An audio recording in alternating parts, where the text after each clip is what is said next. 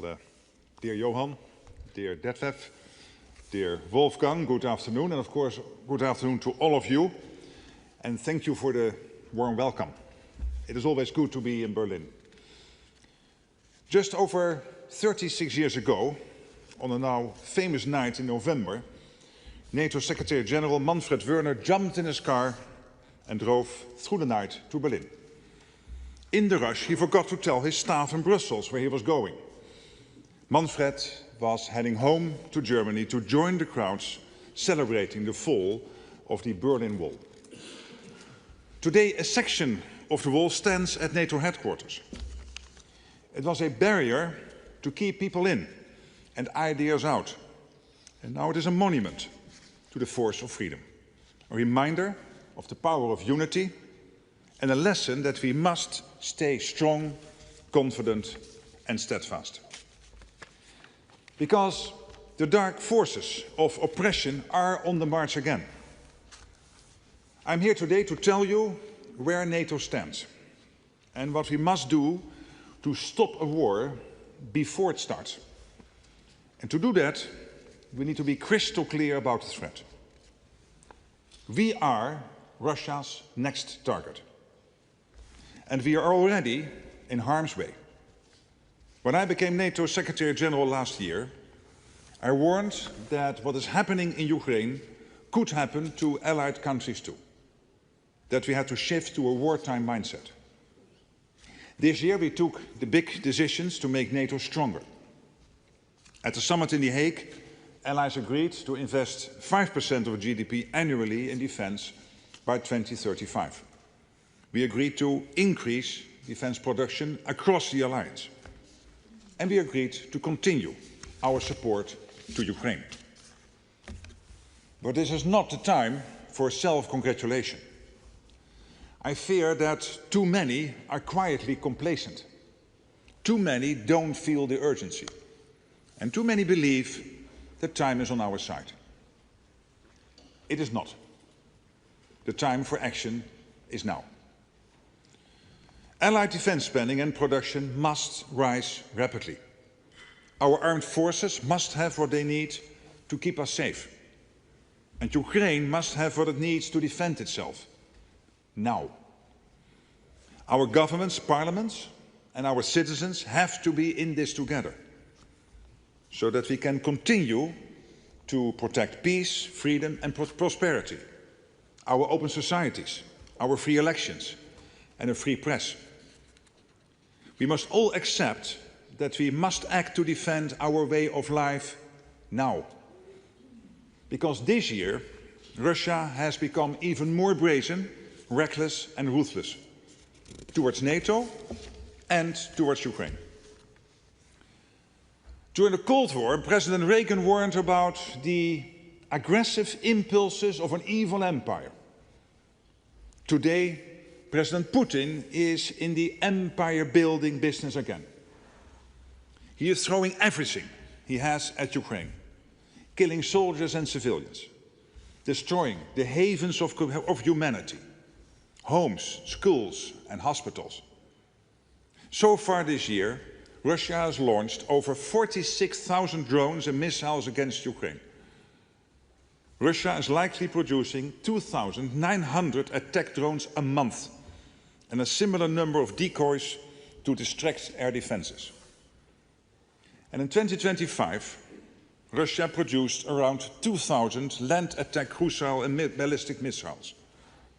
It is close to peak production.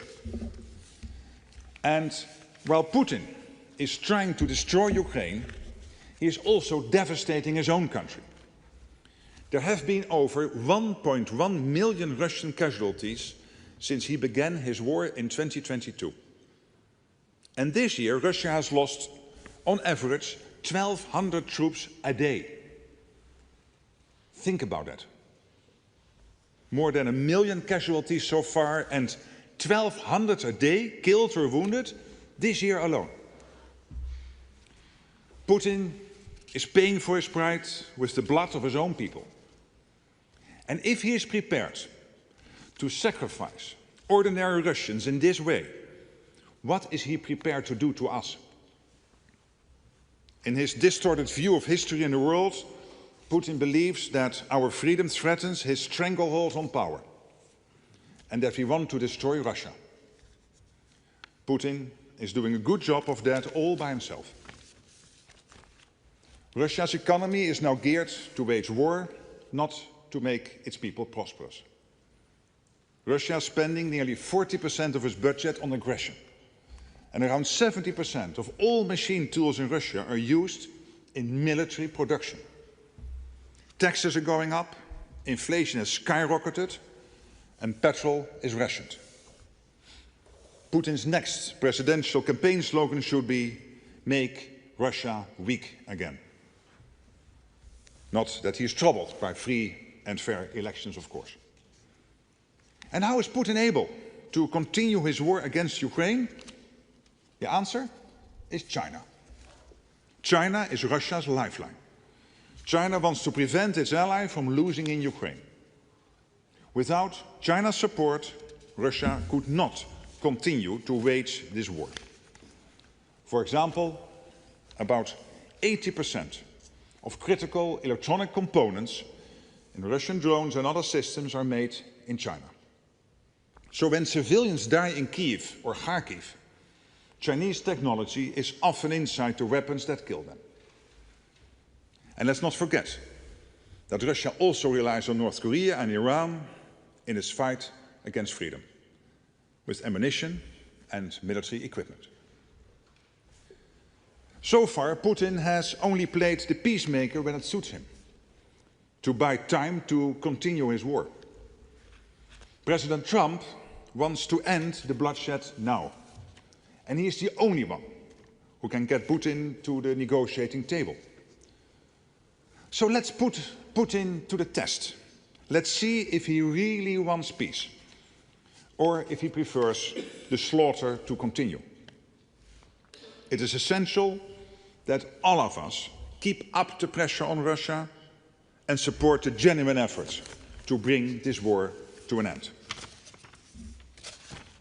NATO support means Ukraine can defend itself today, be in a strong position to secure a just and lasting peace, and be able to deter any Russian aggression in the future. Billions of dollars worth of critical military hardware is flowing into Ukraine, sourced from the United States, paid for by allies and partners.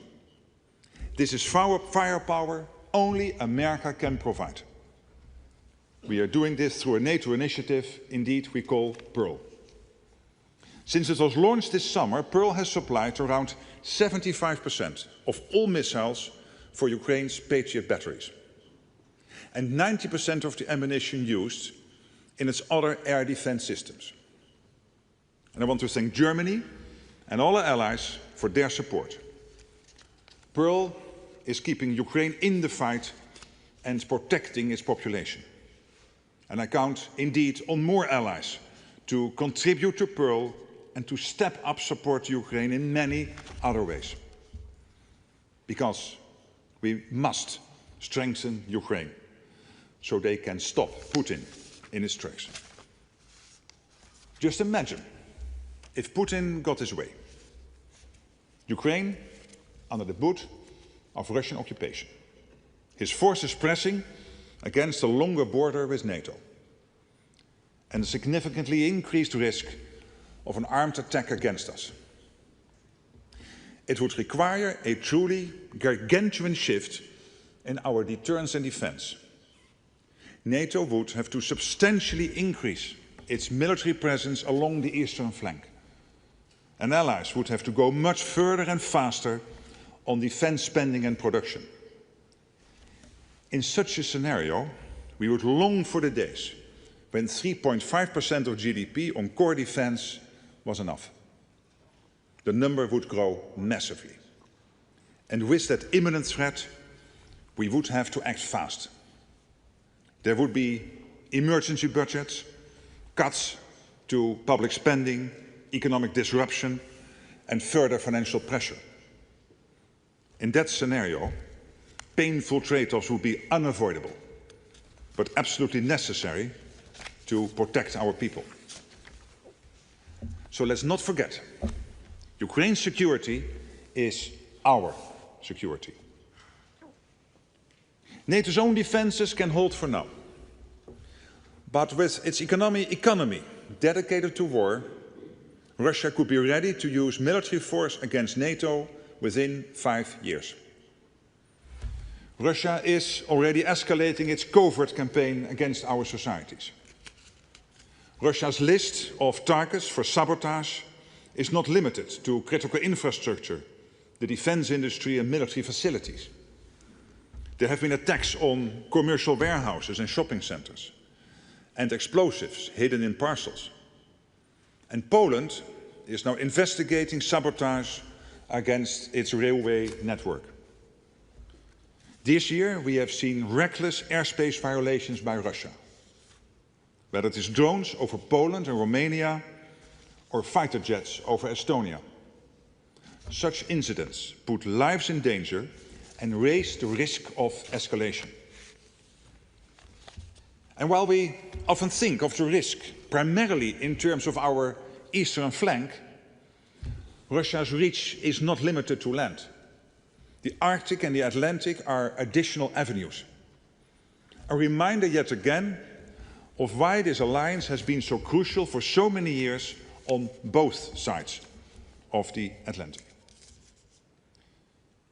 So we are working together to ensure the safety and security of all allies, on land, at sea and in the air. We have increased our vigilance and strengthened our deterrence and defense along the eastern flank with Eastern Sentry. And we continue to protect our critical infrastructure at sea with Baltic Sentry. NATO's response to Russia's provocations has been calm, decisive and proportionate. But we need to be prepared for further escalation and confrontation. Our enduring commitment to NATO's Article 5, that an attack on one is an attack on all, sends a powerful message. Any aggressor must know that we can and will hit back hard. And that is why we made the crucial decisions in The Hague on defense spending, on production and support for Ukraine. And yes, we are seeing important progress. Look at ammunition production. We have seen a 6-fold increase in European production of 155mm artillery shells compared with 2 years ago. I visited a new factory in Germany, in Unterlüß, this year, which plans to produce 350,000 artillery shells a year. Germany is fundamentally shifting its approach to defense and industry to increase defense production. And the investments Germany is making in its armed forces are extraordinary. Around 152 billion planned for defense by 2029, 3.5% of its GDP by 2029. Germany is a leading power in Europe and a driving force in NATO. German leadership is essential for our collective defense. Its commitment to doing its fair share for our security is an example to all allies. We need to be ready, because at the end of this first quarter of the 21st century, conflicts are no longer fought at arm's length. Conflict is at our door. Russia has brought war back to Europe, and we must be prepared for the scale of war our grandparents and great-grandparents endured. Imagine it, a conflict reaching every home, every workplace. Destruction, mass mobilization, millions displaced, widespread suffering and extreme losses. It is a terrible thought. But if we deliver on our commitments, this is a tragedy we can prevent. NATO is here to protect 1 billion people on both sides of the Atlantic. Our mission is to protect you, your families, your friends, and your future. We cannot let down our guard, and we won't. I count on our governments to keep up with their commitments and go further and faster, because we cannot falter or fail. Listen to the sirens across Ukraine. Look at the bodies pulled from the rubble. Think of the Ukrainians who might go to sleep tonight and not wake up tomorrow. And what is standing between what's happening to them and what could happen to us? Only NATO. I have a duty as Secretary General to tell you what lies ahead if we don't act faster, invest in defense, and continue our support for Ukraine. And I know this is a hard message as we head towards the festive season, when our thoughts turn to hope, light, and peace.